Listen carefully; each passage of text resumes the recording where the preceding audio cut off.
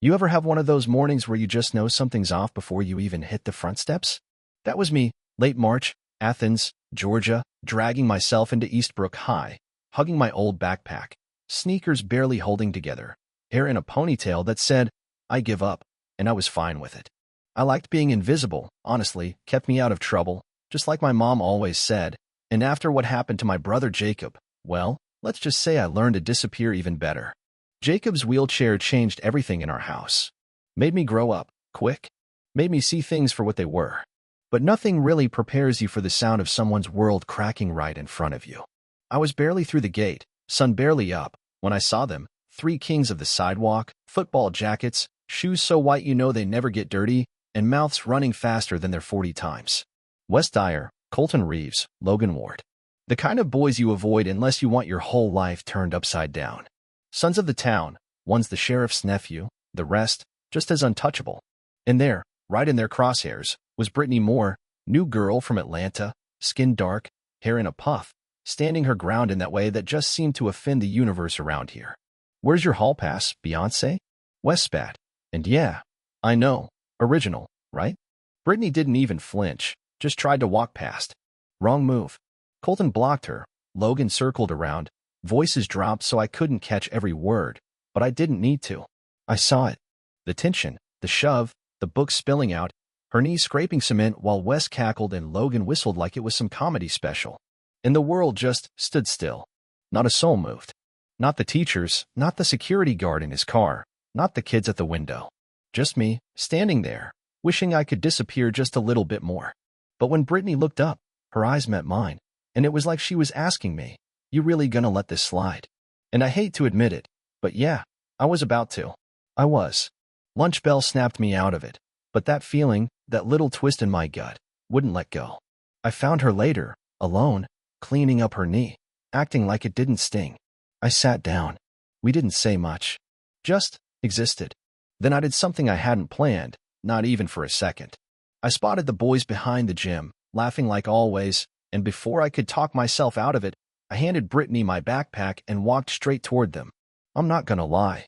My heart felt like it was gonna burst out of my chest, but the closer I got, the less afraid I felt, like I'd already crossed the line and couldn't go back. They saw me, grins ready. Well, look who finally wants to talk," Logan said. And I just stood there. "You think what you did was funny?" I asked. Wes shrugged. It was a joke. I shot back. Didn't look like a joke from where I stood. Pretty sure the cameras got all of it. That was a bluff, and I was terrified they'd call me on it. But they didn't. Faces changed. Logan's grin twitched. "You're bluffing," he said. "Try me," I snapped back, praying my voice wouldn't crack. "Touch her again. You'll see what happens." Wes tried to puff up, but that's when Coach Redmond, the track coach with the patience of a rock, showed up, duffel bag over his shoulder. "You touch her, you're done. Not just off the team," he said, and the guys actually backed down. Walked off, just like that. I nearly collapsed right there. Brittany was waiting for me, wide-eyed, my backpack in her hands. "Why'd you do that?" she whispered. I shrugged. Somebody had to. I figured that was the end of it, but nope. The principal called me in, asked if Brittany's story was true. I told her every word. She sighed, said they'd had problems with those boys before. "It's not your job to fix everything here," she said. I told her, maybe not, but I won't be part of breaking it. That night, I wrote something in my notebook that just felt true. Courage doesn't always shout. Sometimes it just whispers, "Not today." For a while after, things felt different. People actually nodded at me in the hallways. Some whispered when they thought I couldn't hear. Brittany started walking beside me. We didn't talk about what happened, didn't need to. The silence between us just made sense. One day, she brought me a little box, a bracelet from her mom, woven in red and gold and black. It fit like it was always meant for me. But, you know, high school isn't a movie. The boys stayed away, but the hate didn't. One morning, someone carved "rat" into Brittany's locker. She slapped a cartoon cat sticker over it and kept walking. I wanted to scream, but she just moved on. That night, Jacob found me struggling over my essay, cocoa in hand. "You're not mad," he said. "You're hurt. Keep going anyway." So I did. Finished my work, honest for once. But just when I thought maybe things were settling, some idiot uploaded a video from that day, the part where I stepped up to Wes. Only, the captions twisted everything. Girl starts drama for attention. The comments? Even worse. My phone wouldn't stop buzzing. Brittany found me, handed me Twizzlers, peace offering. You okay? She asked. I'm used to it, I lied. Showed the video to Jacob later. He just looked at me, serious. So, you let them set the fire? Or you build something from it? I didn't have an answer. But the next morning, I walked in with my head high, anyway. And you know what? It worked. A few people I didn't even know looked at me different, slipped me a note. Thank you, from all of us. But peace never lasts. Friday, after PE, I saw Brittany cornered by Kinsey Walker, the cheer captain, all fake sweetness and sharp words. You think this place is yours now? She sneered at Brittany. Brittany looked at me, just for a second, and I stepped in. You want to push someone? Push me, I told Kinsey. She rolled her eyes, called me new girl, warned me crowns don't last. But she left.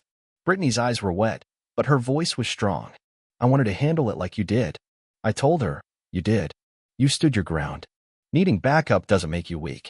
Later, Coach Redmond messaged me, said the school was starting a student mentorship thing, wanted me to help, not as a participant, but a guide.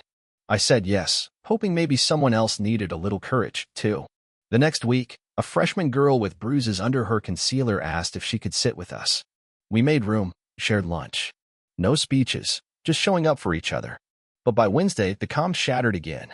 Shouting by the stairwell, Logan Ward standing over a boy, fist clenched, blood on the ground.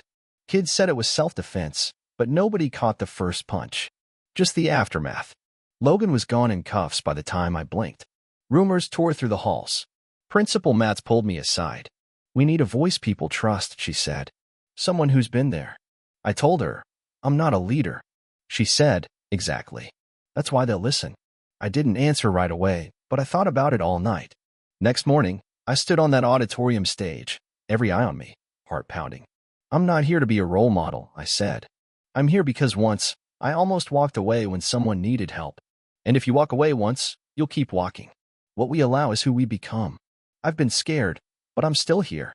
Sometimes that's all it takes for someone else to keep showing up. Silence, then applause, soft but real. Afterwards, Brittany was waiting, smiling. I told you your voice mattered, she said. Didn't know it until someone listened, I replied. Things didn't magically fix themselves, but little by little, change stuck. The mentorship program started. Brittany ran a poetry session. Kids started showing up, quietly, because we were just steady. Not loud, just there. One Friday, sitting on the porch with Jacob, cicadas buzzing, he asked if I was scared up there. I nodded. Still am. He grinned. Good. That means you're doing it right. We toasted with cocoa to knowing, to showing up. And somewhere, not too far away, maybe another girl found her courage, too. Because courage is contagious, even when it whispers, not today. That's the thing. Sometimes all it takes is one person to break the silence, and suddenly, it's not so scary to speak up anymore. So, what would you have done? Would you have stepped in, or kept your head down?